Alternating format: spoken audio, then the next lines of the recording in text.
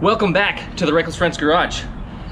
Today we're working on the Danger Ranger again, and specifically the Ford 9-inch, my favorite axle, and probably the most versatile and badass axle in the world. Argue in the comments.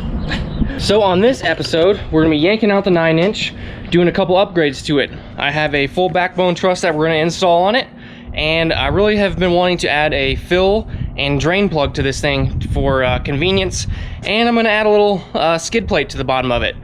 So stick around and yeah, learn some stuff.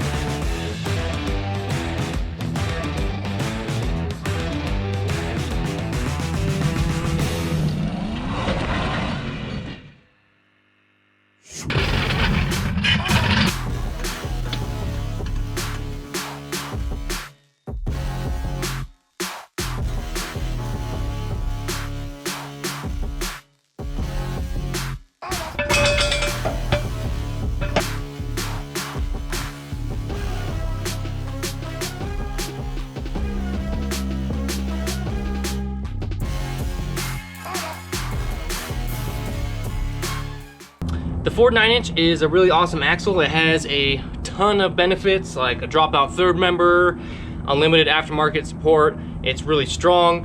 One downside of a stock style Ford 9-inch like this one is the semi-float rear axle. So if you guys remember when we were in Moab and Chris broke his pinion in the hot tub, we were able to pull the axle shafts just from the hub and go about our day. On the 9-inch, this is a semi-float, so the axle actually bolts to the end of the housing, which I gotta take off here. But to be able to access this, I have to pull the tires, pull the brake, and then take the disc off to be able to take this axle out. So it's a little bit of a pain in the butt, and it's not as strong as a full float axle. Now they have conversion kits for these, so you can convert this to a full float rear end if you want to. I haven't felt the need to do so yet. If I were to build a completely new rear 9-inch, I probably would do a full float on it, but for our purposes and for everything so far, this has been great. But yeah, I have to pull out these axle shafts to be able to pull the third member out. So we're gonna yank these out, get the third out of there, and then unhook everything else from the rear end and yank it out so we can weld on the truss.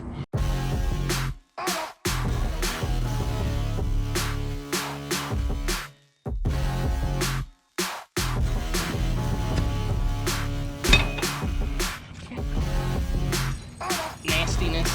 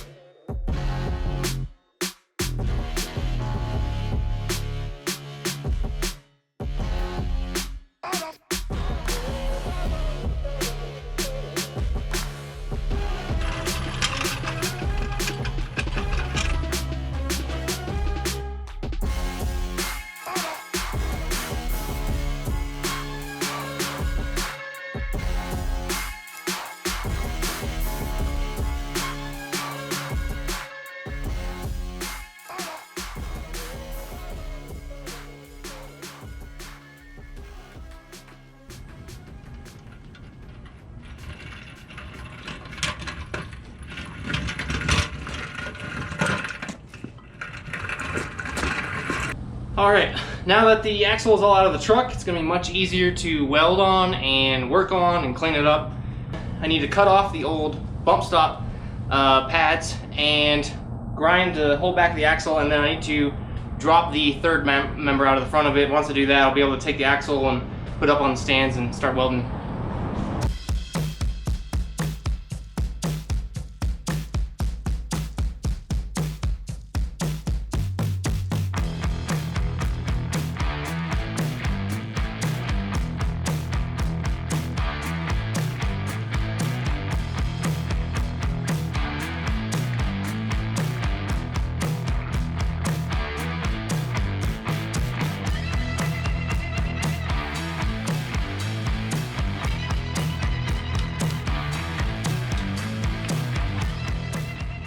One tip when you're taking out a third member, leave the nut on the very top bolt just partially put on there, so that way when you pull it off, we'll have something that will prevent this whole thing from falling off and either damaging itself or spraying gear oil all over you. Ask me how I know about that one.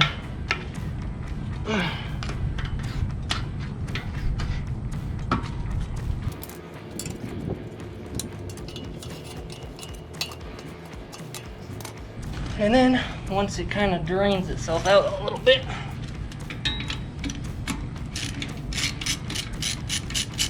take that last nut off there.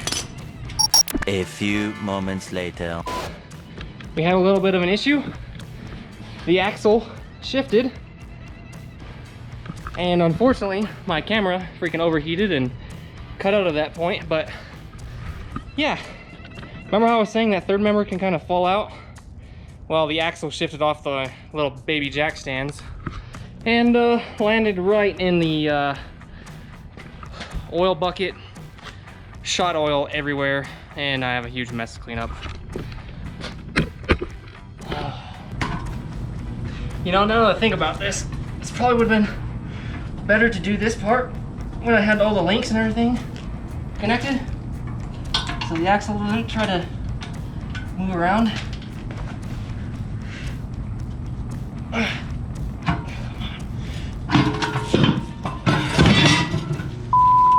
If you're wondering how not to remove a third member, watch that last segment there. If you're gonna take out the third member, I've discovered it's definitely easier to do it whenever the axle is secured in the truck. So before I detach the links, I definitely should have pulled the third member then. That would have been much better. And it would have saved me from all this disgustingness I have now. All right, now that that whole mess is cleaned up and that ordeal is over with, here is our backbone truss that we're gonna be putting on. This is from Ruffstuff. I used a lot of their stuff before. They have awesome fabrication parts. This thing is laser cut and pre-bent to fit on a stock 9-inch axle housing. So that's really nice. It doesn't look like we'll have much to do, but since I have this truss from Barnes 4-wheel drive on there for the link mounts, and then I have the disc brake brackets on there as well, those things I'm just gonna have to clearance a little bit on this thing, and then it should fit on there like a glove. Then we'll clean up the axle and get to welding this thing on.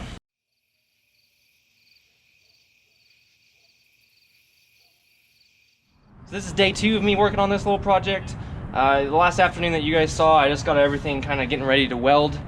I wanted to weld it that night just because I like making progress and getting things done, but I was tired. It's covered in gear oil, it's nasty, and it was getting dark, so I called it a night, and I'm glad I did, because I probably wouldn't have welded that great that night. But I got the truss trimmed, ground down, ready for welding now. So, a couple things you need to keep in mind when you're welding on a truss.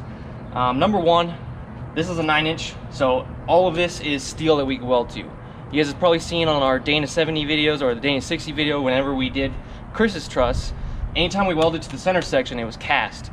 So we had to preheat it with the flamethrower. This steel, we could weld anywhere on it and not have to worry about that. So that's one thing that's nice about this housing. Number two, we need to control the amount of heat that we put into the axle.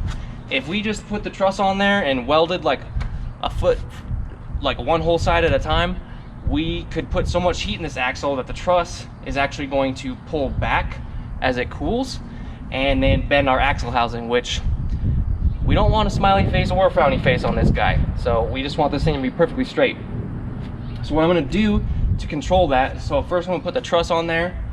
I'm going to tack in the center and then tack on the outside. And I'm also going to run a piece of DOM tubing underneath the jack stands and put straps on the end of the axle housing to put a little bit of tension on it. I'm not trying to bend it, I'm not trying to force it downwards before I weld it, but just put a little bit of tension on it so I have some force working with me rather than everything going against me.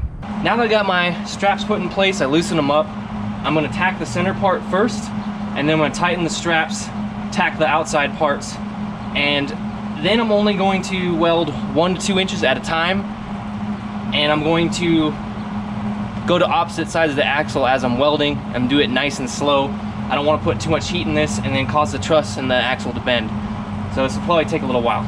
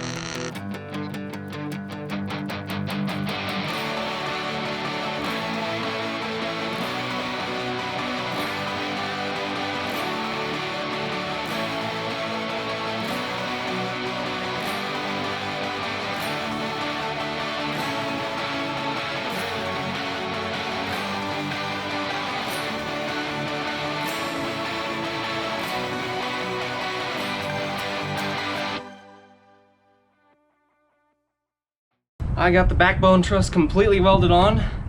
That was a long process there. It took me probably about 2.5 to 3 hours to fully weld the entire backbone truss. But hey, you know, everything's a learning process, and you know, for being in a driveway with a little welder, I think it all turned out pretty good, and can't get better if you don't practice or get any experience. So don't be afraid to try something like this yourself. So now that this backbone truss is done, the two other little minor modifications I want to do while this is out, on the bottom of the housing here, you can see it's all beat up. I'm going to put a piece of 1/4 inch plate across the bottom of that to reinforce it a little bit, give it a little bit of skid protection. And then I have a weld-in bung and plug that I'm going to stick in there, weld that up so I have a nice drain hole, so next time I work on this thing I could just pop a plug out and drain the differential instead of doing it through the third member, which you guys saw at the beginning of this video was a total pain.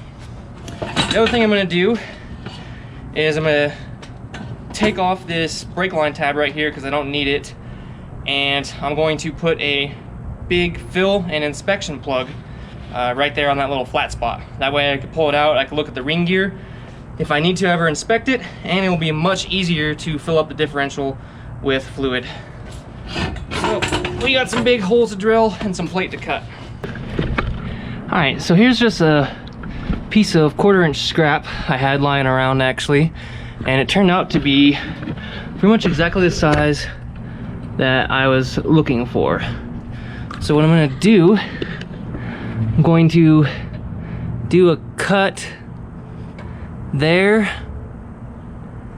and about right there, just a slice across, not go all the way through the 1/4 inch plate, bend it down so it kind of conforms to the contour of the bottom of the housing, and then weld it on there. Actually, I'll probably drill the hole first and then weld it on there.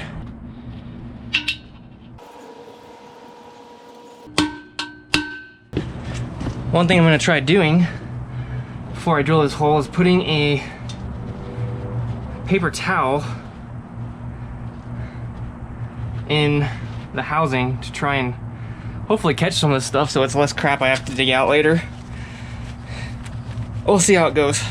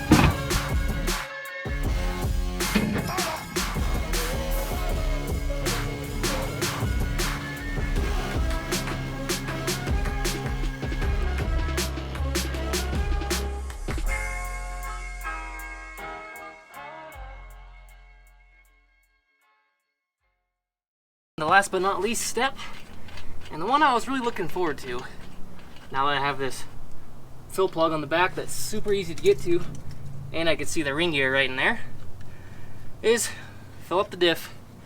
2.5 quarts, and this is awesome because I don't have to fiddle with these stupid caps, and I don't have to use a fluid pump like I've had to do before. Just get to dump it right in there, and hopefully my drain plug is oil tight. Alright, there's half. Oh man, that's so much nicer just being able to pour it in the top. So yeah, this fill plug is awesome. The drain plug is going to come in really handy when I change out the fluid. I'm probably going to change it out actually in a couple hundred miles, just because I was drilling holes in this and I tried to clean it out as best I could. I used a magnet and everything like that, and I think I got all the metal shavings out of there, but just to be sure and be on the safe side, I'll probably change the fluid in a couple hundred miles, like I said, and it's going to be super easy because I could just pop a plug out the bottom and then fill it up from the top. Well, if you guys enjoyed watching how to make a stock 9-inch housing even better by adding a backbone truss, a fill plug, and a drain plug, make sure you hit that like button. And if you guys didn't notice, we have Reckless Wrench Garage hats and stickers. Those are on our new website. That's RecklessWrenchGarage.com. Go there and check it out. We'd really appreciate the support. All that's going to go right back into our projects. And we have Reckless Wrench t-shirts, 2 styles. These are run through Teespring. The link is going to be down below in the description, so check those out as well. If you're not already subscribed, do us a huge favor and hit that subscribe button. We really appreciate that. And until next time, stay reckless.